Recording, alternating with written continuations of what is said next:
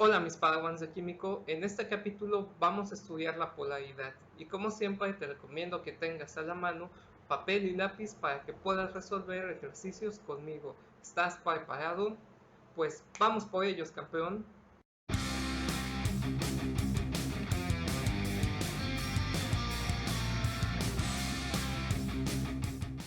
Para empezar a hablar sobre polaridad, primero tenemos que entender los dos tipos de enlace más famosos que existen, y estos son el enlace covalente y el enlace iónico. El enlace iónico surge por la atracción electrostática entre iones con diferente carga. Vamos a ver esta reacción para entenderlo un poco mejor. En ella, 2 moles de sodio pierden 2 electrones, quedando con carga positiva.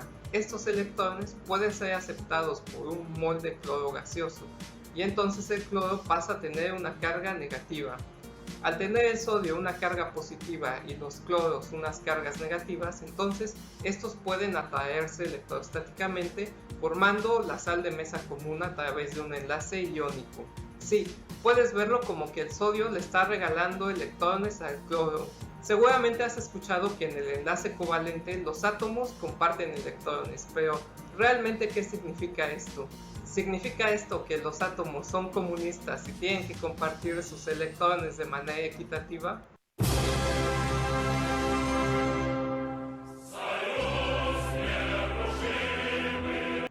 No, realmente puedes entender mejor el enlace covalente a partir del traslape de orbitales atómicos. Mira, aquí tienes dos átomos de hidrógeno, cada uno con un orbital s.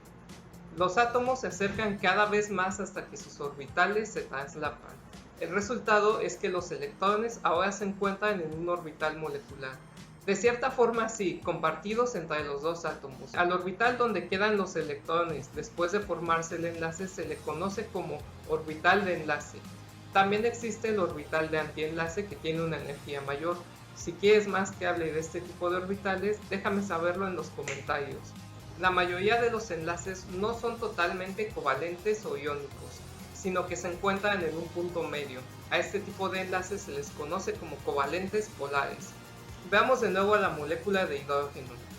Al ser esta simétrica, los electrones estarán repartidos de manera equitativa alrededor de los dos átomos de hidrógeno, formando un enlace covalente no polar.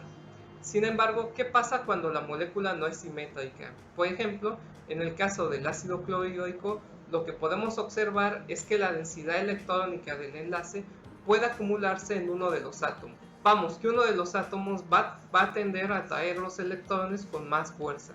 Durante todos mis videos recuerda esto, colorear una parte de la molécula con rojo significa que esta parte tiene una alta densidad electrónica, mientras que si coloreo una parte de una molécula con azul, significa que esta tiene una baja densidad electrónica. Entonces surge uno de los conceptos más importantes que te van a ayudar a explicar muchos fenómenos con los que te puedes encontrar en química orgánica, y esto es la electronegatividad. Esta se define como la capacidad intrínseca que tiene un átomo para atraer los electrones. En la tabla que te muestro aquí aparecen los valores de electronegatividad de todos los átomos. Cuanto mayores son estos valores, mejor va a atraer los electrones un átomo. Podemos reconocer una tendencia. La electronegatividad aumenta hacia arriba en la tabla periódica y hacia la derecha. Esto ocurre porque el núcleo positivo puede estabilizar a los electrones negativos que puede ganar un átomo. Cuanto más abajo avances en la tabla periódica, los electrones se colocarán en capas más alejadas del núcleo y por lo tanto el efecto estabilizador del núcleo va a disminuir. Hacia la derecha podemos ver que aumenta el número de protones, por lo tanto su efecto estabilizador va a ser mayor. Antes de continuar con algunos ejemplos, quiero darte unos conceptos y convenciones más. Cuando la diferencia de electronegatividad entre dos átomos es menor a 0.5, se dice que es un enlace covalente no polar. Cuando la diferencia de electronegatividades se encuentra en un rango entre 0.5 y 2, el enlace es covalente polar. Mientras que si la diferencia de electronegatividad entre dos átomos es mayor a 2, vamos a decir que es un enlace iónico. La segunda cosa que te quiero contar es que la polaridad de una molécula se puede representar utilizando una flecha, siendo la punta una región alta en densidad electrónica mientras que la cola va a ser una región deficiente en densidad electrónica. De todo esto surge el concepto de efecto inductivo, que es la capacidad que tiene un átomo para polarizar un enlace. Este efecto es simplemente el desplazamiento de electrones a través de un enlace sigma, debido a la electronegatividad de los átomos. Otro concepto importante que debemos tener en cuenta es el de momento dipolar, el cual mide la polaridad neta de una molécula. Es una cantidad vectorial y se define como la magnitud de carga Q en cualquier extremo del dipolo molecular, multiplicada por la distancia R entre cargas. En resumen, lo que podemos decir del momento dipolar es que pese a tener enlaces polares una molécula, esta en su totalidad no siempre va a ser polar, y esto se verá reflejado en la magnitud del momento dipolar. Más adelante te voy a enseñar algunos casos. Un último concepto que quiero mencionarte es el de la carga formal.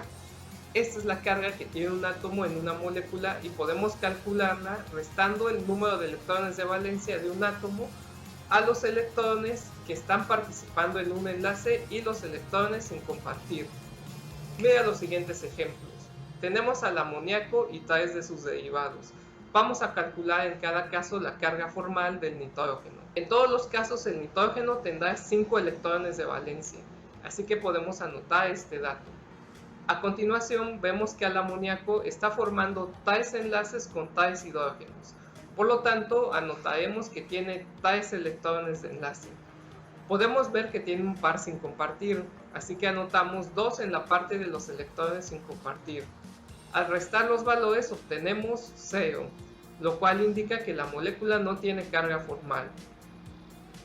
Para el ion amiduro hacemos algo parecido. A los 5 electrones de valencia restamos 2 que ya están formando los 2 enlaces con hidrógeno, y 4 ya que tiene 4 electrones sin compartir, obteniendo una carga formal de -1, lo cual corresponde con su carácter aniónico. Para el ion amonio, a los 5 electrones de valencia vamos a restar 4 que están participando en los enlaces nitrógeno-hidrógeno, obteniendo un valor de +1, que corresponde al carácter catiónico de la molécula. Las cargas formales positivas se indican con un signo de más y las negativas con un signo de menos. Bueno, y con todo esto podemos plantear una pregunta interesante. ¿Por qué se disuelve la sal en agua? Para responder, vamos a ver qué pasa al agregar un poco de sal a un vaso de agua. Pero primero, ¿de qué está compuesta la sal? De hecho, qué curiosa es la sal, ¿no crees? Aparentemente resiste mucho, ya que su punto de fusión es de más o menos 800 grados Celsius, pero en un poco de agua la perdemos toda. Bien, la fórmula de la sal de mesa común es cloruro de sodio, lo cual significa que está compuesta por un átomo de cloro y un átomo de sodio, en igual proporción. Como te explicaba al inicio del video, el sodio cede un electrón quedando con carga positiva, mientras que el cloro lo acepta quedando con carga negativa. Al tener cargas opuestas, los átomos se atraen con mucha fuerza formando un sólido. Esa es la clave que tienes que recordar. La atracción iónica entre los átomos es tan fuerte que se forma un sólido que necesita una temperatura de 800 grados para fundirse. Por otro lado, la composición del agua es más o menos como la ves en pantalla. El átomo de oxígeno tiene una densidad alta de electrones, mientras que los átomos de hidrógeno tienen una densidad baja en electrones. Esto provoca que las moléculas interaccionen entre sí alineándose de una manera semejante a como te lo muestro en pantalla. Estas interacciones electrostáticas son mucho más débiles que las que presenta el cloruro de sodio y otros compuestos iónicos. Por eso el agua es líquida a temperatura ambiente y su punto de ebullición es de más o menos 100 grados centígrados. Ahora, ¿qué pasa si mezclamos estos dos compuestos? Pues resulta que las moléculas de agua se pueden meter entre los átomos del cloruro de sodio, como te lo represento en pantalla. Los átomos de oxígeno con una densidad alta de electrones interactúan con los sodios positivos, mientras que la parte deficiente de electrones del agua interactúa con los aniones cloruro. Este es el proceso de disolución. Podrás interpretarlo como la disociación de iones o moléculas en un solvato, debido a la interacción electrostática de este con un solvente. Ahora, ¿por qué algunos compuestos no se disuelven en agua? podemos observar esto bien al agregar gasolina al agua. La gasolina está compuesta por cadenas hidrocarbonadas. Mira estas estructuras. Nota que no hay ningún átomo electronegativo en ellas, por lo que estas moléculas tienen un momento dipolar de 0. Es decir, su densidad electrónica es homogénea y no tienen regiones ricas en electrones ni regiones pobres en electrones. Estas moléculas hidrocarbonadas no pueden meterse entre las moléculas del agua, ya que no pueden formar interacciones electrostáticas con esta. Vamos a resolver algunos ejercicios relacionados con todo esto que estamos discutiendo. Ejercicio número 1. De cada una de las siguientes parejas debemos identificar cuál es el átomo más electronegativo. Lo más fácil que puedes hacer es consultar tu tabla de electronegatividades, pero también podemos deducirlo sin consultarla y después revisarla únicamente para confirmar que hemos acertado. En el primer caso nos ponen a elegir entre litio e hidrógeno. Ambos elementos están en el grupo 1 de la tabla periódica. Como te acordarás, la electronegatividad disminuye hacia abajo en la tabla periódica, por lo que vamos a seleccionar el hidrógeno como el átomo más electronegativo. Si consultas una tabla de electronegatividad, verás que el litio tiene 1, mientras que el hidrógeno tiene 2.2, por lo que nuestra respuesta es correcta. En el inciso B nos hacen elegir entre el boro y el bromo. Recuerda que la electronegatividad aumenta hacia la derecha de la tabla periódica, por lo que vamos a elegir al bromo como el átomo más electronegativo. Como regla general, los halógenos son de los átomos más electronegativos que hay. La respuesta la confirmamos al revisar la tabla de electronegatividad, ya que la del boro es 2 y la del bromo es 3. En el inciso C tenemos que elegir entre cloro o yodo. Vamos a escoger al cloro ya que está en la misma familia que el yodo, pero arriba. Confirmamos nuestra respuesta al revisar la electronegatividad del yodo, que es 2.7, y la del cloro, que es 3.2. Último inciso, tenemos que elegir entre carbono e hidrógeno. Escogeremos al carbono ya que se encuentra más a la derecha que el hidrógeno. Al revisar la tabla de electronegatividad vemos que la del carbono es 2.6, mientras que la del hidrógeno es 2.2, confirmando nuestra respuesta. Ejemplo 2. Determinar la dirección de la polaridad de los siguientes enlaces. Lo primero que tenemos que hacer es identificar cuál es el átomo más electronegativo de cada enlace. En el inciso A, este sería el cloro, por lo tanto vamos a dibujar la flecha con el símbolo de más en el carbono y la punta en el cloro, lo que nos está indicando que el carbono tiene una deficiencia de electrones, mientras que el cloro tiene una densidad electrónica alta. En el inciso B, el átomo más electronegativo que tenemos es el nitrógeno, por lo tanto vamos a dibujar una flecha que apunte hacia este átomo. En el inciso C, de nuevo el átomo más electronegativo es el nitrógeno, por lo que vamos a dibujar una flecha apuntando hacia este átomo.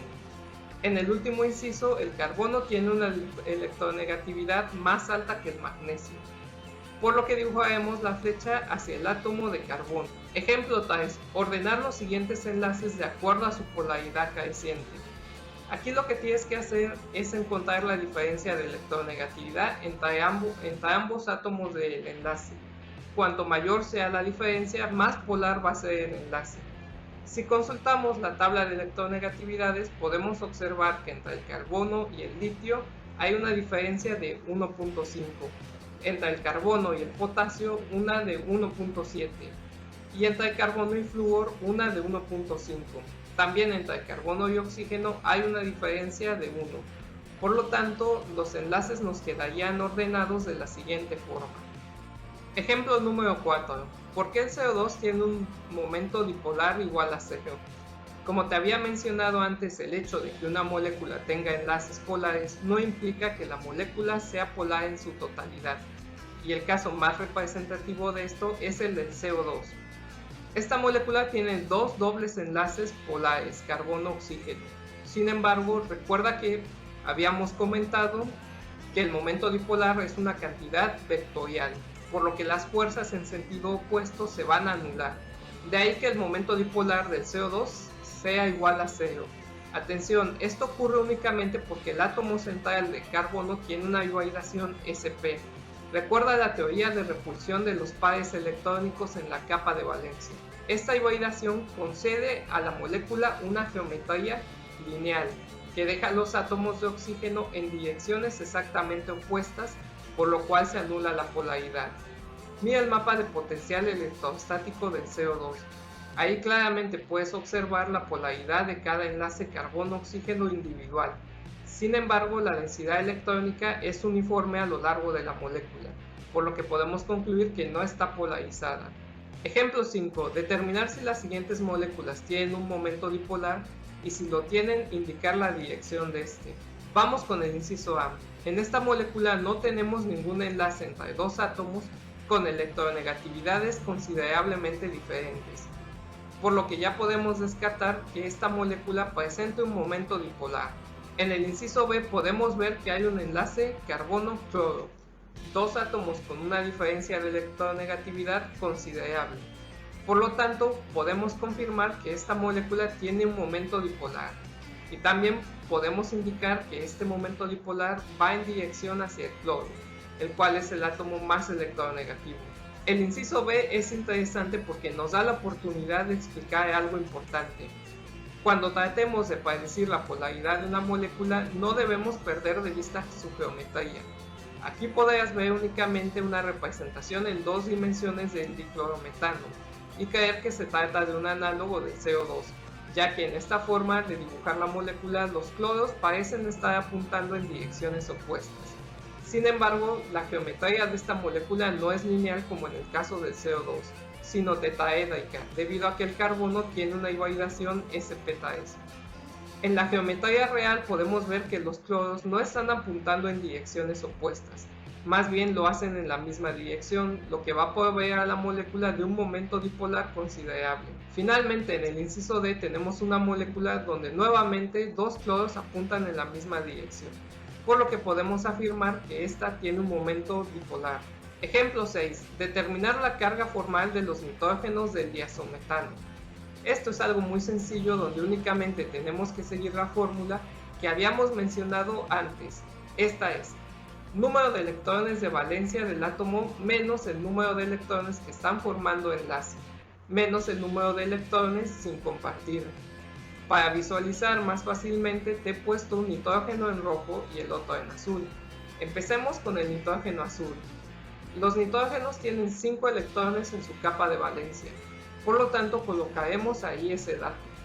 Puedes observar que el nitrógeno azul está formando dos dobles enlaces, por lo que tendrá 4 electrones de enlace, uno por cada enlace que forma.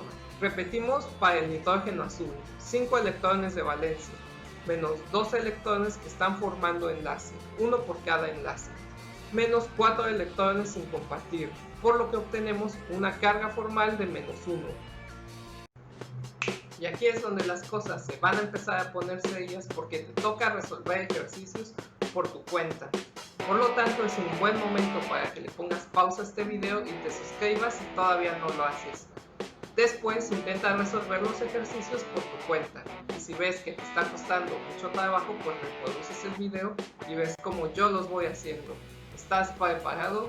Pues vamos por ellos, campeón. Ejercicio número 1. En las siguientes moléculas, ¿cuál de los átomos es el más electronegativo? Obviamente no es necesario que tengas todas las electronegatividades memorizadas. Puedes consultar la tabla en Google, o mejor aún, puedes reconocer la forma en que incrementa la electronegatividad a lo largo de la tabla periódica y resolver el problema sin siquiera buscar la tabla. Vamos a hacerlo de esta forma. En el inciso A podemos descartar de plano a carbono e hidrógeno. Ya sabes, los halógenos son usualmente los átomos más electronegativos.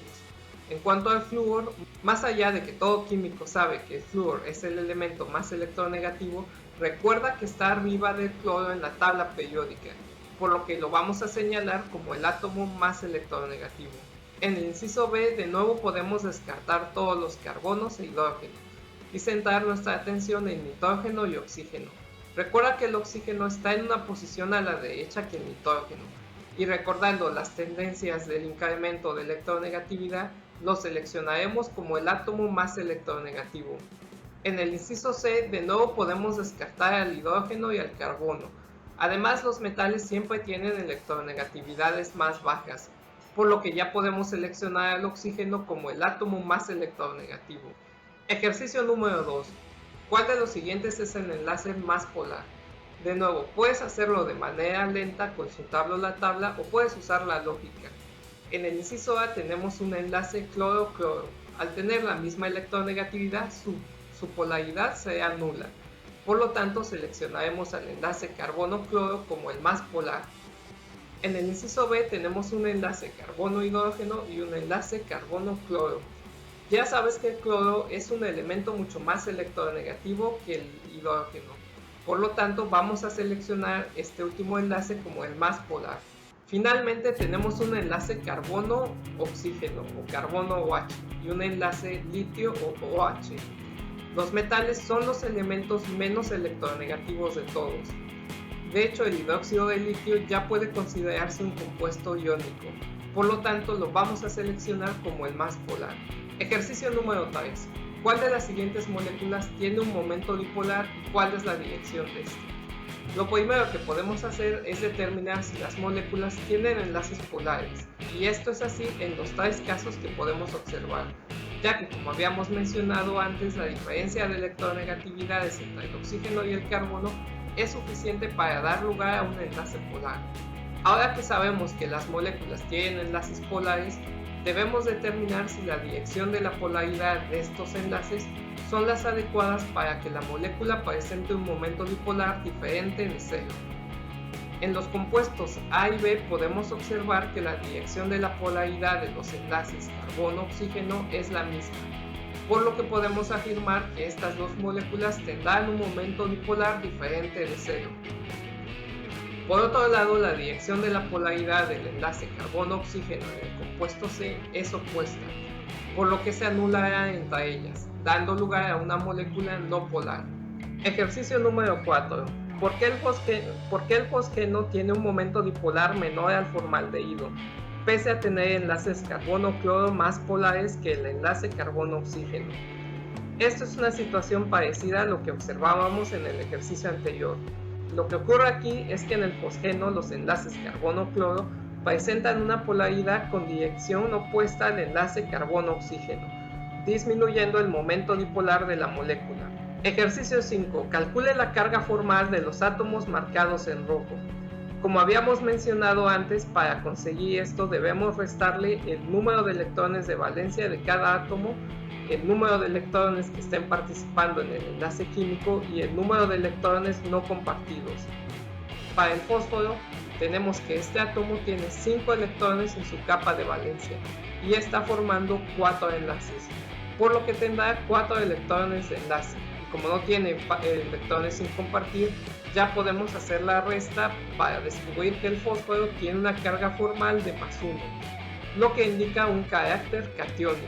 A continuación tenemos al carbono, el cual tiene 4 electrones en su capa de valencia, y le restamos 3 electrones que están participando, 2 de ellos en enlaces con nitrógeno y 1 de ellos en un enlace con fósforo.